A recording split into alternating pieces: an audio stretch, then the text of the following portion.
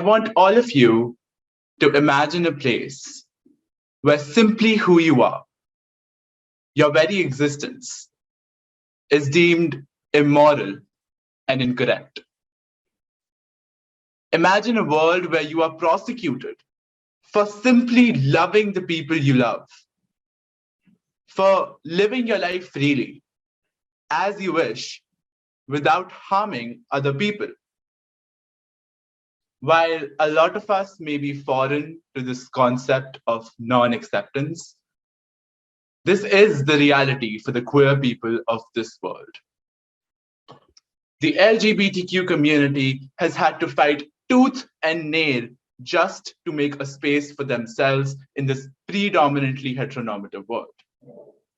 They were shunned and ostracized from places and forgotten during conversations. They had to fight just to make their existence known. There still exists a huge stigma surrounding the members of the LGBTQ community, despite the continuous fight for the legal recognition of their rights. This is because of the lack of social acceptance. And this stigma takes the form of stereotypes. A friend once told me about a conversation he had with his parents about queer people. While his parents agreed with absolute belief that the members of the LGBTQ community deserve equal rights, they also frequently didn't refrain from stereotyping them. When my friend called them out on it, they said that it was all in good fun.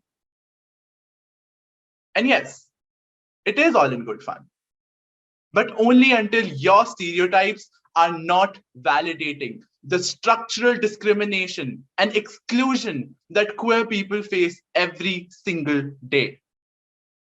It is all in good fun, but only until it perpetuates the same negative image of the community, which leads to violence, physical, sexual, emotional, against its members, wherein their life is threatened every single time they walk out the door.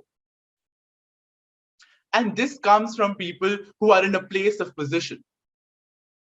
We can only imagine what people who are not as privileged as us think about the community. Now, let me talk a little bit about popular culture and the effect that media has in shaping these stereotypes.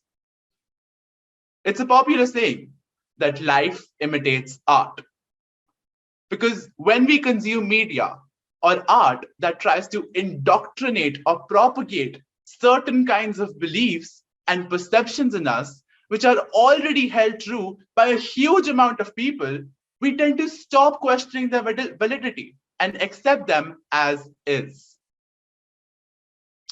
From the image of the flamboyant gay man to that of the tomboyish lesbian, queer people have been fit into the very same boxes that they were trying to get out of.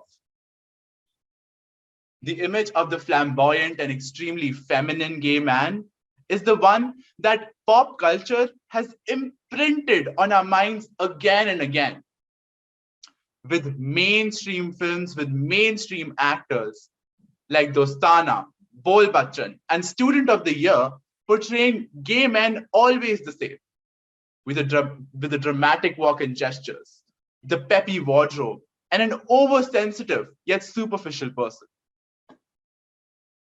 If these queer men are not being portrayed as predators, the movie simply uses their sexuality as a medium of comedic relief, without any actual understanding the consequences of their actions.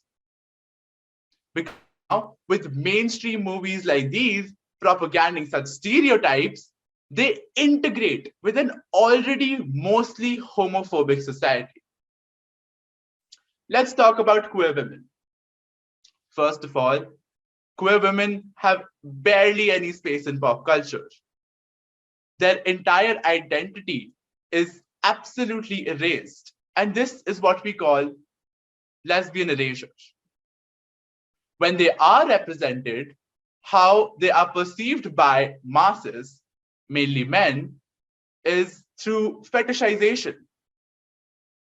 Their representation in media and in any other form of pop culture is only to please the male gaze. Last, but definitely not the least, is the ultimate stereotype of the two genders. Popular belief still holds that there are only two genders by applying the incorrect logic that sex and gender are the same. Gender is a social construct, and by no means are there only two genders. Sex is different from gender because sex is a biological function. Now, I urge you that whenever you are referring to genders, never use the word opposite, because that implies that there are only two genders, whereas there are more than two. Gender is fluid, it is a spectrum, it is a way of expression, it is a way of being. Let's talk about trans representation.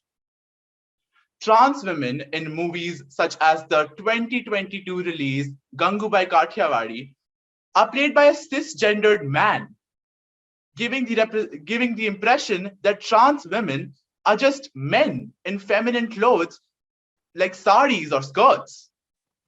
This is wrong, stereotypical, and it erases the existence of many trans and non-binary folks. I want all of you to repeat after me. Trans women are women, and trans men are men. And we all need to understand that. We cannot no longer erase their identity. While our society and pop culture has shown increased awareness when it comes to the LGBTQ community, it is no secret that we have a long way to go. I just hope that as we continue to work towards equality of rights for queer people, we also do the same for their social status and integration by continuing to deconstruct these stereotypes. Now, I want all of you to think back to the start of this speech.